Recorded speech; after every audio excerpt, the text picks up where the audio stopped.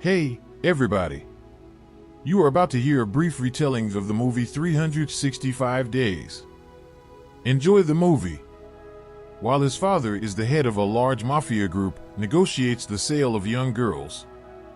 Massimo Toricelli admires a woman on the beach through binoculars. Massimo's father refuses to work with live goods, despite the displeasure of his business partners. Finishing his conversation, he approaches his son, at which point he is shot with a sniper rifle. The bullet kills the father and injures Massimo. A few years later, Massimo becomes the head of the family and goes to deal with the bankers who advised him to invest the money. Massimo lost too much on this deal, so he decides to shake off the money owed to the financiers. But they refuse to share, and Massimo has to show dirt on each of them. After that, the financial issue was quickly resolved. Meanwhile, Laura Beale sits in a meeting with the owner of the hotel where she works. Her colleague tries to blame Laura for the recent problems at the hotel, but Mrs. Beale cleverly gets out of the situation and leaves her colleague to blame. Then she goes home, where her fiancé Martin is waiting for her and tries to persuade him for intimacy. However, Martin does not care about her and has to settle for a battery-operated device. Having settled things with the bankers, Massimo flew home. On the plane, he is told that someone has intercepted his shipment of powder. Massimo was upset by this news and decided to get even with the stewardess by brushing her teeth with his meat brush. The stewardess didn't mind, she even liked it a bit, and Massimo was lucky that at that moment the plane didn't hit the turbulence zone. Martin takes Laura to Sicily on vacation. It's her birthday, and in the evening Martin congratulates her on the holiday. In doing so, he acts like a pig.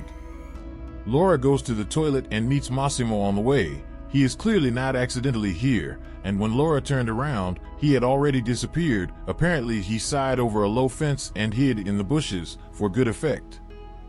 The next day, relaxing by the pool with a friend, Laura tells that at night she again did not break in bed. Then Martin appears and spoils the bride's mood even more.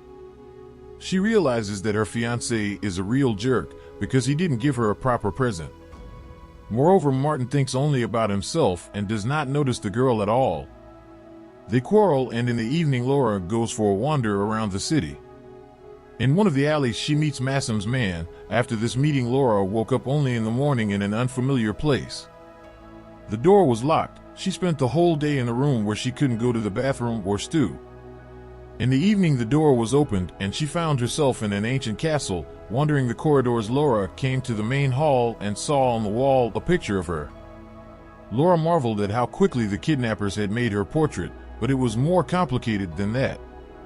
Massimo suddenly appeared behind her and Laura demanded answers from him.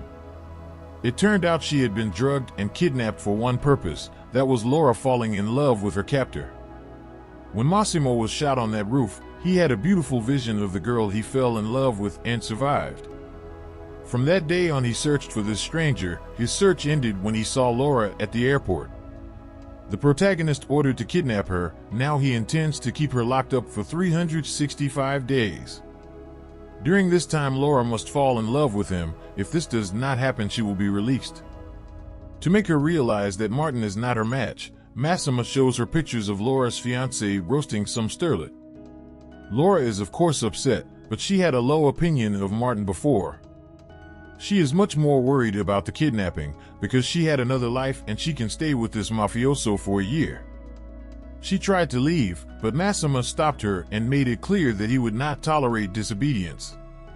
Laura heard him, drew her conclusions, and did what was right.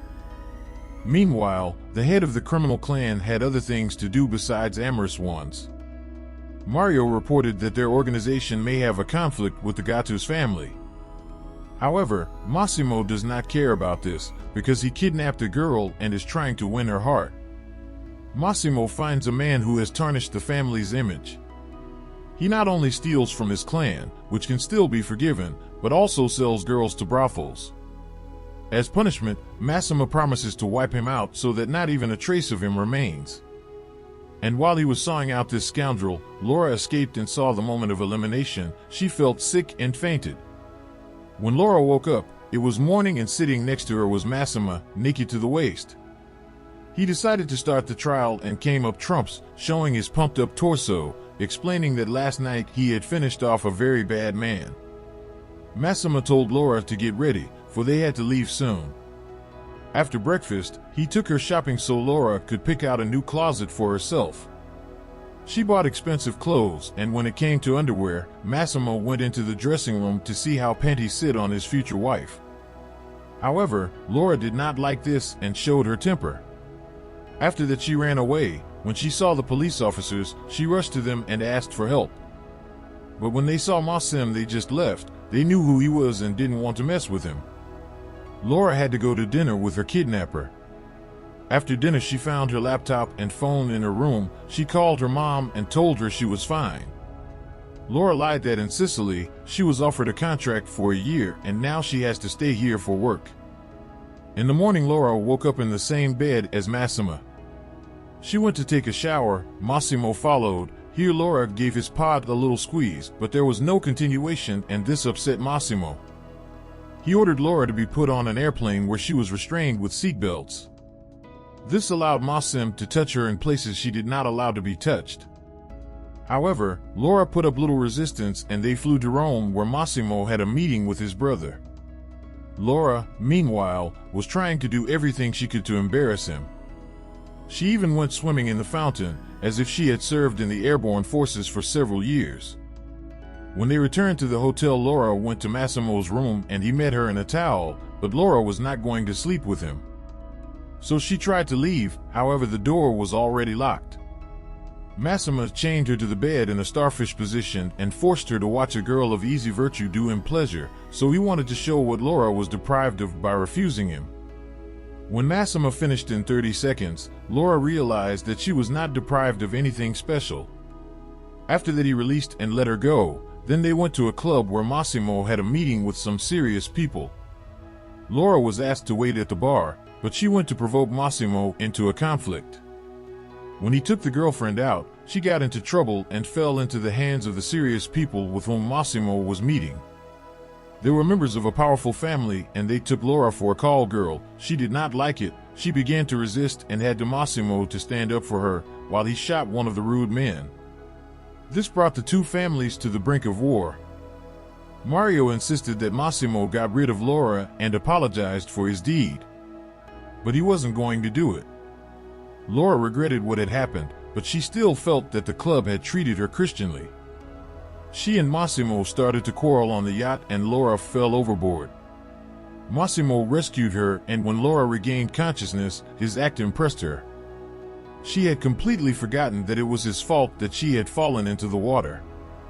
She wanted to thank her savior and let him do all sorts of things to her.